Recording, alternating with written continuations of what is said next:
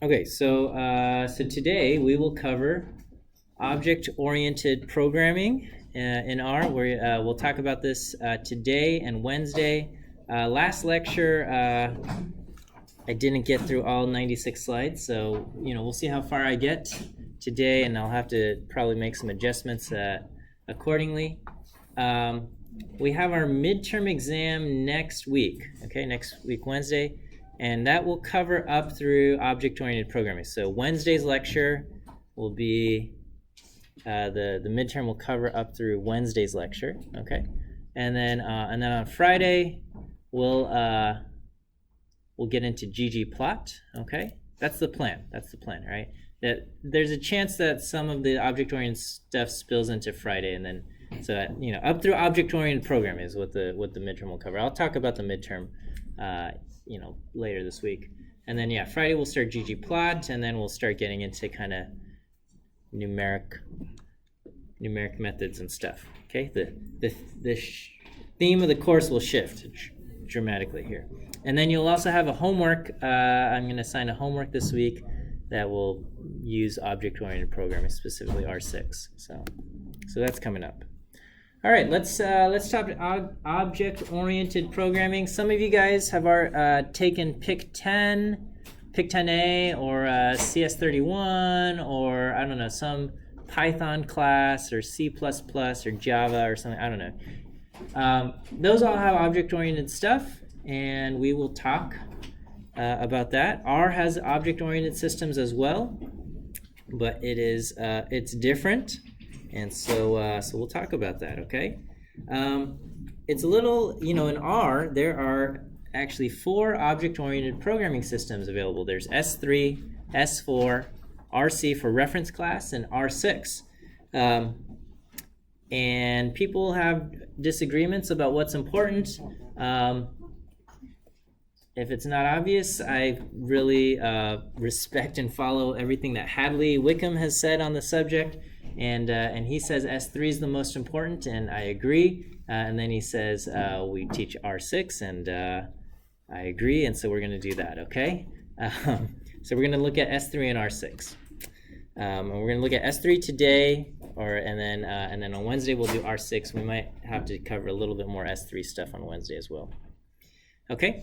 There's a few different object-oriented paradigms. There's generic function object-oriented programming, which is what S3 and S4 do. And then there's encapsulated object-oriented programming, which is probably what you guys, if you've taken another programming course that uses object-oriented programming, it's most likely an encapsulated OOP, and that's RC and R6. All object-oriented programming systems use objects, okay, and those objects store information. And then there's also methods, and methods are what are the actions that we use with the objects, okay? So, like I said, C++, Java, Python, those use encapsulated OOP, and basically you have a class, and that class will have certain actions available to it, okay? And you generally make the call by taking the object name dot the function, the method or function that you want to do, okay? So you can think of something as like a camera object, okay? And the camera has fields that keep information, such as how many pictures it's taken and how much memory is available, okay? And then the camera will also have methods available. These are the things that you can do with the camera, such as shoot a photo, focus, record video, or something like that, okay? And you can do encapsulated object-oriented programming with R and R6 and RC. And when you have something encapsulated, you can create like multiple objects. You can create camera 1, camera 2, camera 3, and you can say camera 3, record video, camera 1, shoot a photo, and things like that, okay? The other system is generic function object-oriented programming. This is what we're going to look at today, okay? In generic function OOP, the methods belong to generic functions. Objects store the data, okay, but they don't store the methods.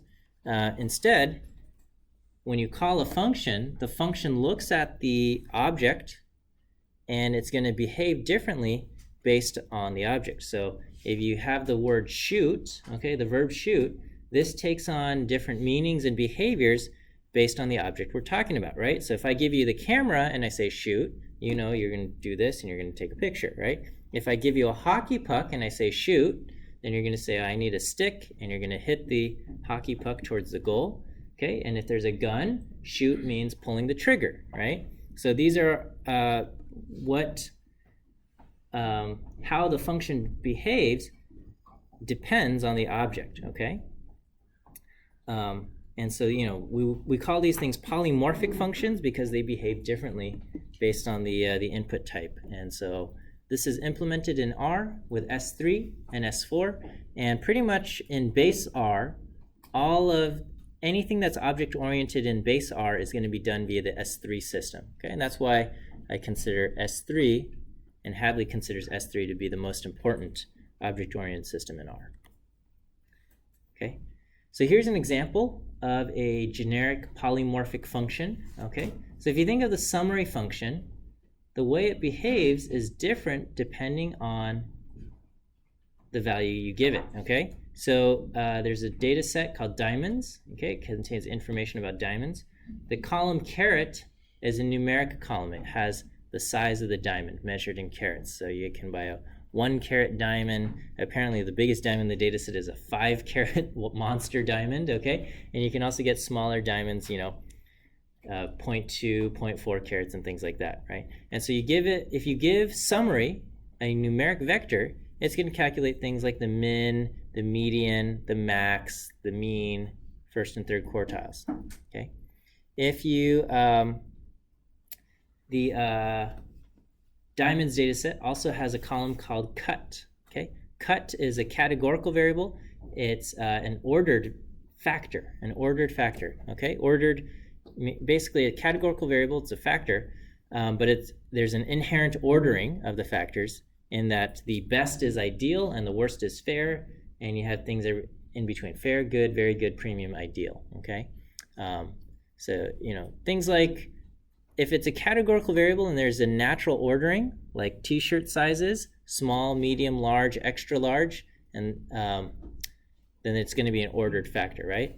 Whereas things like color, there's not really a natural ordering, right? So you can have, there's like rainbow order, you know, red, orange, yellow, green, blue, violet, but then where does black and white go in that order, or where does brown go? Okay, so there's not a natural ordering for things like color, and so when we're talking about, you know, what color car you bought, you're just going to use a regular old factor and not have some kind of ordering there. Okay, but you'll notice when we call the same function summary on the ordered factor, it doesn't look anything like this. It didn't try to give us the mean or the median. That doesn't even make sense for a factor, right? What's the mean factor? Mean value of some categorical variable. It doesn't make sense. So, but what you get is you get a tally, right? You get a frequency table, and that's what summary does for a factor, right? So the behavior of summary is different, right? And our brain works this way, right? If I give you a baseball bat and I say swing it, you're going to swing it like a baseball bat. If I give you a golf club and I say swing this thing, the way you swing it is going to look different, right? And you're going to look quite silly if you try to swing the golf club the way you swing a baseball bat. Okay, so this is implemented by defining classes. Classes is the definition of an object. You have fields that will contain information. And then the method is how the function behaves. It's an implementation or a version of a function for a specific class, right? Another important concept in object-oriented programming is called inheritance, okay?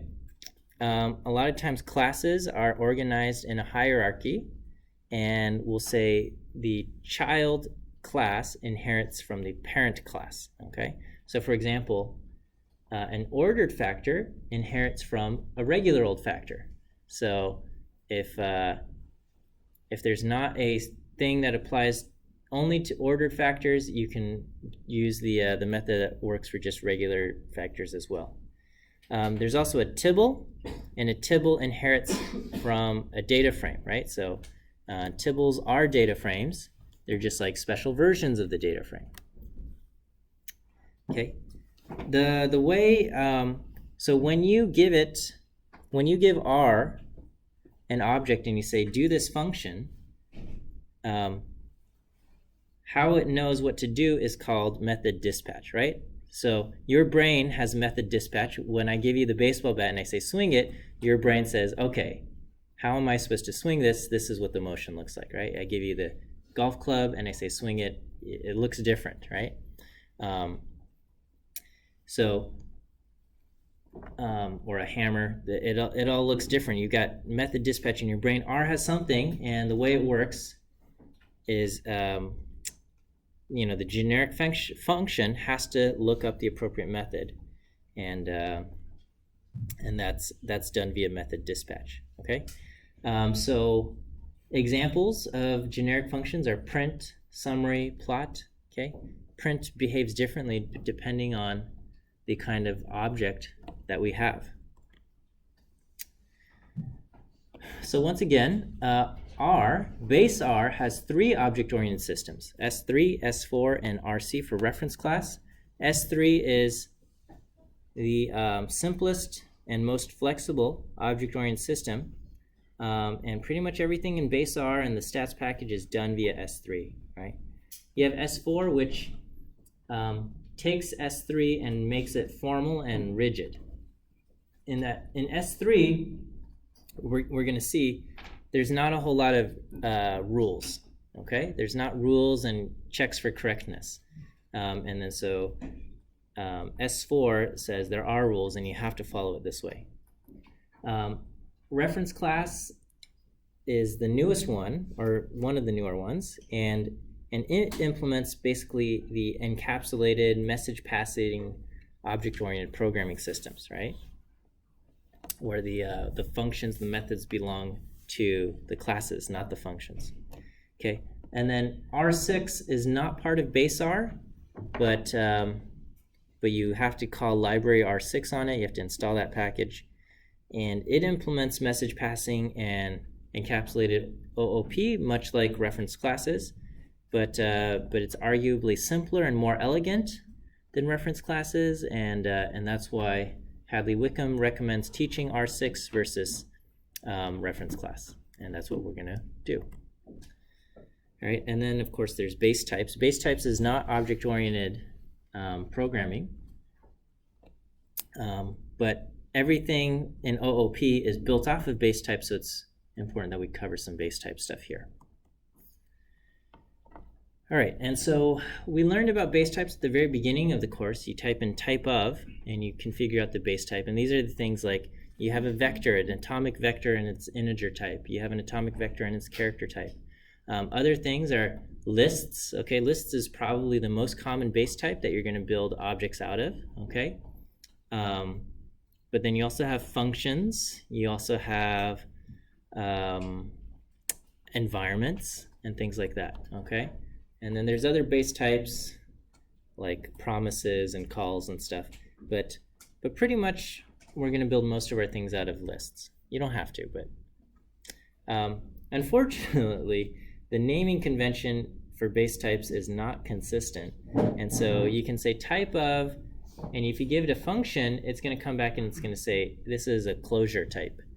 But then if you say is it a function, you say is.function rather than is.closure, and that returns true. Okay, most of the other things are consistent, right? You say type of, and you give it a numeric type double vector, and it's going to say double, and you say is.double, and it returns true, right?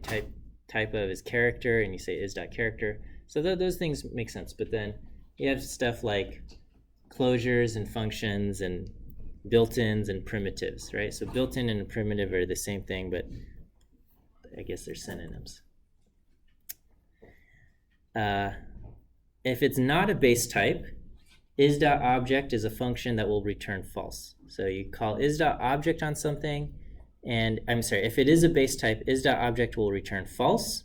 And then because a lot of the other things are built out of base types, but they have different classes and stuff built on top of it, then is.object will return true. So if it's like an S3 object or S4 object, it's going to say is.object is true.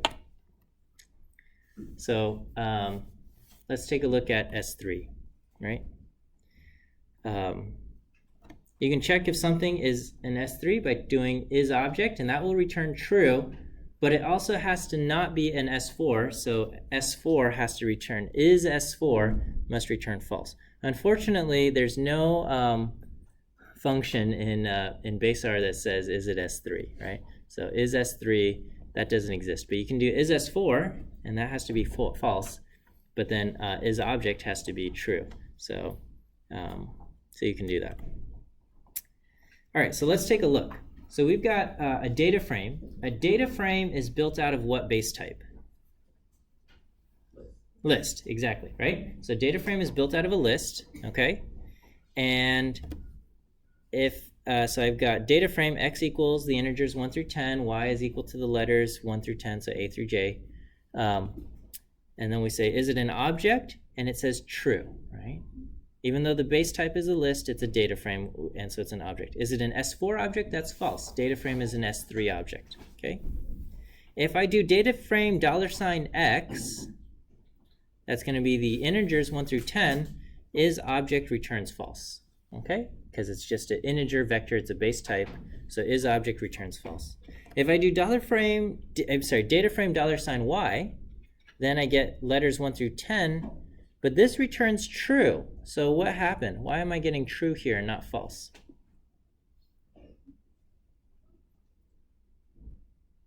What is df $y? Okay. All right, so it's the letters A through J, but they are stored as a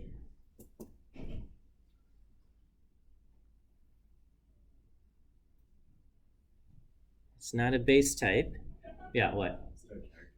It's not a character vector. It's going to be stored as a factor, right? Data frames, the default behavior for string vectors or character vectors is to make them factors, right? So when you call data.frame and you say y is equal to the letters 1 through 10, y is going to become a factor. And a factor is an integer vector, but of class factor, and it's got levels information and stuff like that.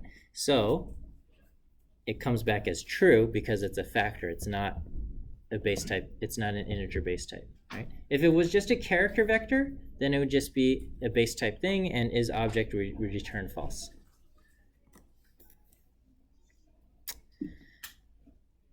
Generic functions and use method. Okay, so when we create a generic function in R, or generic functions are implemented by using this function called use method.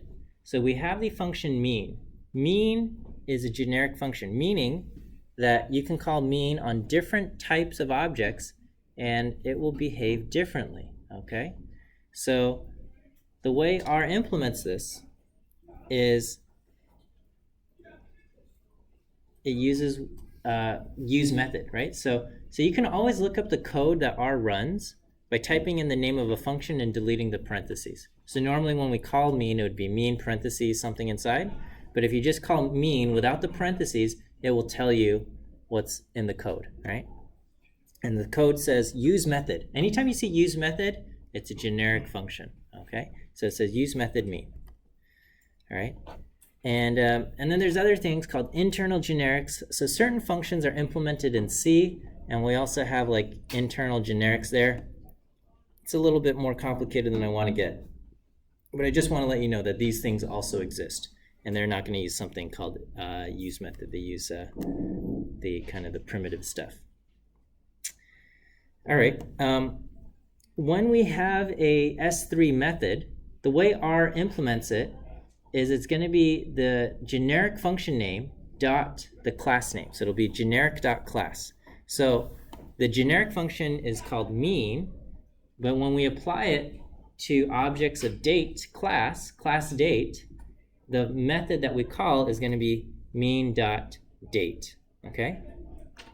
And then the factor, okay? We've got the print generic. The generic function is called print, and then the when you apply it to a factor object, it becomes print.factor. All right, give me a second. I'm going to tell these people to be quiet.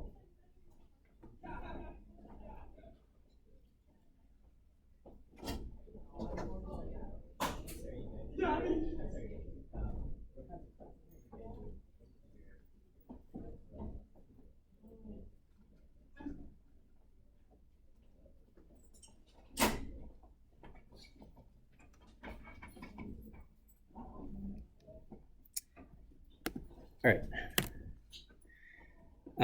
Okay, so because it's generic.class, we generally encourage you not to use dots in your object names. Okay, so this used to be kind of a convention. You just use dots instead of spaces in your object names, but then it gets confusing because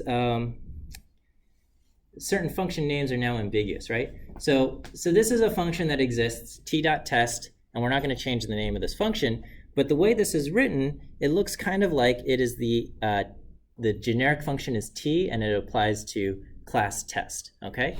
But because this was written a long time ago, it's going to stick around, okay? But t.test looks a little bit funny. Similarly, print.data.frame, okay, we wouldn't call things data.frame today, but because it was implemented a long time ago, print.data.frame looks like it could be the print function for, the generic function is print for data frame objects, data.frame objects, or someone else could be confused and it would be the print.data function for frame class objects, right?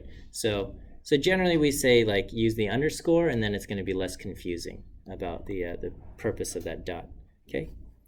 There's a package called prior, and it will tell you if something is an S3 generic or S3 method, okay? Other than this lecture, I probably never use this library prior, but it is useful for testing things out, okay? Is S3 generic? So if we do t.test, it's going to say that's a generic function rather than a method, even though it might look like a method, okay? And then in fact, if you type in t.test without the parentheses, it says use method t.test, okay? And anytime you see use method, that's a clear indicator that it's a generic function, okay? Anytime inside the definition of function, it says use method, generic function. So t.dataframe, this is not a generic, this is a method. This is the t function specific for data frame objects, data.frame objects. So if you say S3 generic, that's a false, but S3 method comes back true, right?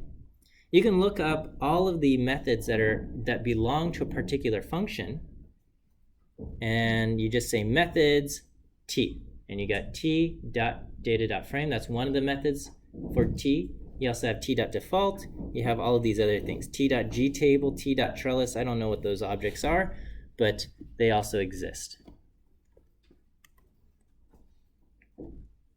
So here is the function t. T is the function where we use to transpose matrices and two-dimensional tables type stuff. So here I've got a matrix 1 through 12. It says n rows 4. So when we first create x, it's going to be 4 rows by 3 columns.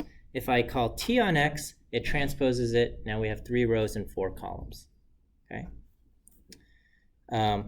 Here I create a data frame. Okay, data frame columns A, B, and C.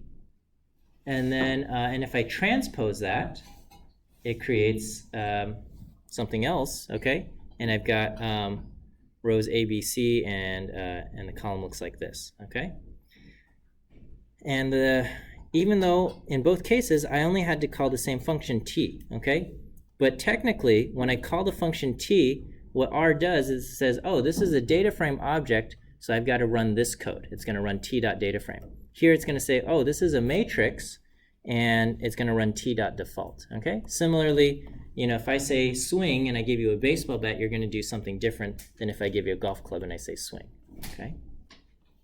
So here we've got the function mean, and we've got methods here. Methods on mean will give you all of the methods that belong to the generic function mean. And so there's a mean for date functions, mean default, mean for diff time objects and stuff like that, okay? We've got 2 versions of t-test. T-test, the default t-test, and then you've got the t-test for formula objects as well. So you can look up all of the methods that belong to a generic function by just calling methods. You've got, conversely, you can also look up all of the methods that exist for a particular class. So TS is for time series objects, and there's a whole bunch of methods that exist for time series objects, and you can say methods for class equals time TS, and it gives you all of these different different things here. Okay, to define an S3 class object in R, it's really easy, okay? One is you can call structure. So in one line, you call the structure function, you give it whatever base type you have. Okay, here I have an empty list, but you can put in any base type in there. So that's your vectors, your lists, your functions, environments, stuff like that. And you just say class equals, and you give it the name of the class. And boom, we have now defined a new class called my_class, right? Maybe even simpler is you create your object over here. So here I just start off with an empty list, but again, it doesn't have to be empty. It could have whatever you want, okay? And then after the fact, I say class of this object that I just created is my class. I assign the character string my class to this, and now I have defined a new class. And that's it. It's very informal. I just say this thing, we're going to call this whatever, a new class. All right? And then to check what class an object belongs to, you just say class, and you give it the name of the object. So class of my object, R returns my_class. Okay?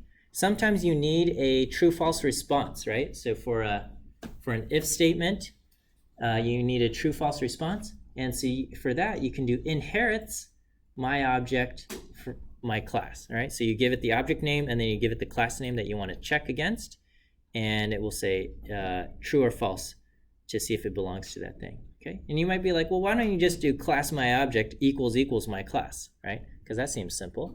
Okay? And the reason we don't want to do that is that you can have a vector of classes, a vector for the class object, right? So a class, an object can inherit from multiple classes, like a hierarchy. And so, so here, if I did class of diamonds, I get Tibble, TibbleDF, Tibble, and data.frame, right? And so if I had this thing where I said class diamonds equals data.frame, it's going to come back false, false, true, right?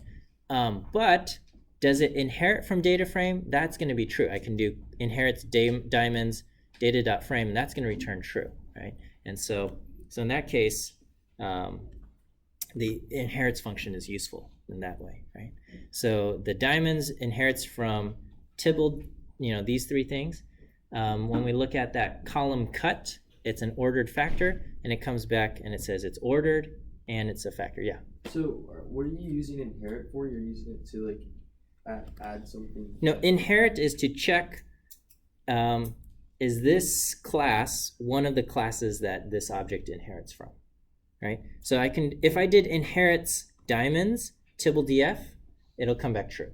If I do inherits diamonds, data.frame, that will come back true. Okay. Okay, so basically inherits is basically is like an any are the class, is any of the classes equal to this particular thing, okay?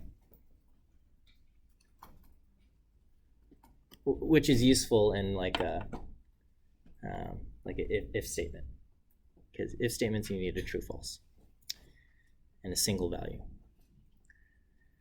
All right, when you have a new class, you're not required to do this, but if you're serious about using a new class thing, you should create a constructor function, okay? And a constructor function is basically a function that creates objects of that class, okay? So examples are the factor is a constructor function that creates objects of class factor. Data.frame is a function that creates objects of class data.frame, okay? Now, again, a lot of this stuff in R is kind of just like, it's not the law. You don't have to do it this way, but you should, because you're going to confuse yourself if you don't, right? So the constructor function doesn't have to have the exact same name as the class, but you should, right? So to construct a factor, like we could have created a function called make factor, and it creates objects of class factor. Like, that's fine, but it often confuses people. So the general rule is the constructor name is the same as the class that it's producing, right? Factor produces objects of class factor. But there's nothing in the rules. R is not going to say this is an error because you didn't name it accordingly. It just lets you do it, right? So here is a myClass constructor, and it creates objects of class myClass, all right? And basically, it just takes some vector x, it checks to see if it's numeric, and then it throws it in structure, and it makes a list out of x, and it calls it myClass. It gives it the attribute class as myClass, right? So that's just the simplest of constructors, okay? So similarly, LM, when you call LM, we always think of LM as creating models, and exactly it is. But LM is also a constructor, right? Because what it's doing is when you create a linear model from a data frame, it's creating a linear model and it returns an object of class LM, right? So here, if I take empty cars and I'm going to predict log miles per MPG based on log displacement, and I get back a class of class LM, okay?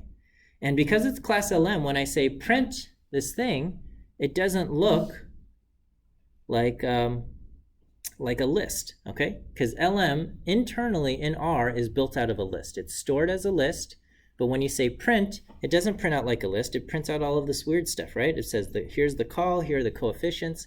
I think that's it when you call a print on this. But then you call summary on it, and it gives you all sorts of other information. You call other functions on it, and it does different stuff, right? And when you call plot on an LM object, it gives you 4 plots, right? Who would have thought it would do that? So, and that's all implemented because there are specific methods that apply to class LM. You got a print.lm, you have a summary.lm, you have a plot.lm method for each of these things, right? Now, don't do this, but there's nothing in R that stops you from doing something stupid, okay? So here, we can take this object I just created, lm underscore mt cars. This is the linear model that I just created, and I could say, you know what? Let's change the class to data frame, okay? And R says, okay, let's do it. And then you say, all right, print this out, okay? And so now R says, well, you called it a data frame, so I'm gonna try to print it the way a data frame gets printed, and then it says 0 rows or 0 length row names, right? It's confused, it doesn't know what to do, okay? And you go like, oh, did I lose all of my information? No, that information's still there. You can still do lm $coefficients, and that information is there, okay? Basically, the list, so when you create an LM object, it creates a list, and just at the bottom, there's class attribute. The attribute class is equal to LM, and that's what lets R know how it's supposed to behave. It would be kind of like you buy a hammer, right? And then you tell all of your friends, you know what, let's treat this like a baseball bat, right? And then so you say, here's this thing, now swing it, and then they start to swing it like a hammer, and you go, no, you're doing it wrong. Remember, it's a baseball bat, and so you have to take the hammer and you swing it like this, and it feels bad doing that. And basically, there's no law against it, right? So R is not going to throw an error when you do something like this, and you can do it. Now, it's a bad idea, right? Just because you can do something doesn't mean you should do something, right? But as long as you don't do silly stuff like that, then R will behave itself, okay? Now, S4 is kind of, someone said, you know what, I don't like that this is even possible, right? We should make a law that it's illegal to swing hammers the way you swing a baseball bat, okay? And so an S4 implements it, and basically R will throw errors anytime you try to do something like this, okay? But S3 doesn't do that. It just says, you know what, don't be dumb, do things the correct way, okay? And nobody, I don't think anybody's run into problems with class issues with a linear model, right? Like when you're creating a linear model, you can run into all sorts of issues, but it's not because of the object-oriented system in R, all right? And so generally it doesn't, the fact that there's no validation stuff doesn't cause issues very often, okay? But S4 will force these rules on here. All right, let's talk about S3 methods and generics, okay? So with S3, with S3, we implement our functions and our methods using the use method function here, okay? And again, the way it works is when you want to create a generic function, generally this part, my underscore generic, is going to be the exact thing that goes into use method. Again, there's no validation, and so you are allowed to put something different here than over here. But again, that's just going to confuse people, right? And so, so recommended that you don't do that. So the generic function is going to be a function of whatever, and then use method, and then it usually has the same exact name, okay? But you're not required to. So here I'm going to create, so here I've just created a generic function called my underscore generic, okay? Now, a generic function by itself is useless. You need to have methods that apply for different types of objects. So I'm going to do my underscore generic dot my class. Now this is the method that applies to objects of my class my class, okay? So here, my object, again, is an empty list with class my class, and if I call class on this, it's my class. Now when I call the generic function, okay, what R does is it says, okay, you've given me an object, the object is my class, and so my generic looks at this, it says use method my generic, all right, and it says, okay, I'm going to search for a method called my generic dot my class. Ah, here it is, my generic dot my class. What am I supposed to do? I'm supposed to return a string that says this is a my class object, and that's what it does, okay? All right, and again, the idea is you don't have to learn all of these specific function names. You can use the same function name. You can say print, and R will automatically say, okay, you've given me a factor, I need to print it like a factor. You've given me a data frame, I'm going to print it like a data frame. You've given me a linear model object, I'm going to print it like a linear model object. And you don't have to say, use this specific type of thing. R does the method dispatching. Here is another function, okay, or another method, mean.myClass, right? So mean is a generic function that already exists, and this allows you to put numeric vectors in, and it's going to calculate the mean, okay? Now we can say, I want to define a new method. This is the method of mean specific to my class objects, okay? And this one, when you call mean on a my class object, it's going to just return the number 5, okay? And so when I call mean on my object, which is of class my class, it just returns the number 5. Now this is silly because what is my object? My object is actually just an empty list. It's an empty list with this class attribute my class. But R says, the mean of that thing is 5. It's an empty list and it says the mean is 5, but that's because R is just doing exactly what I told it to do, right? I said we're going to create a new function, and this is how we're going to do it, right? And again, there's no check to make sure that the method returns the class compatible with the generic. There's no check to make sure that this is going to be breaking any kind of expectations or anything like that, right? So as long as what you write kind of makes sense, then you shouldn't run into problems, okay? But naming something like this probably will confuse people. Okay, the way method dispatch works is it takes whatever generic you called it, right? So whatever I put in here, my underscore generic, okay, it basically takes that and it pastes it with a dot, and it pastes it with all of the classes that exist in the class. Okay, so it pastes it in there, and then it searches to see if that particular function exists somewhere in the global environment or in the namespaces or the search path. Okay, all right, so here is just an example. I'm creating a generic function f. We can tell it's a generic function because I said use method f. Okay, and basically and I'm creating two methods, f.a and f.default. Okay, these are silly functions. Okay, f.a just returns a character string class A. F.default returns a character string unknown class. Okay, and so here I call f on basically on an empty list, but it has the attribute class A. Okay, and so what method dispatch does, right? So I called f on this object of class A. I call f, and it says use method f. So it says, okay, we're going to search for functions that start with f, and we're going to go f.a and f.default, and it finds f.a, right, because class is A. So it finds f.a, and it says, okay, what you need to return is class A, and that's what it returns.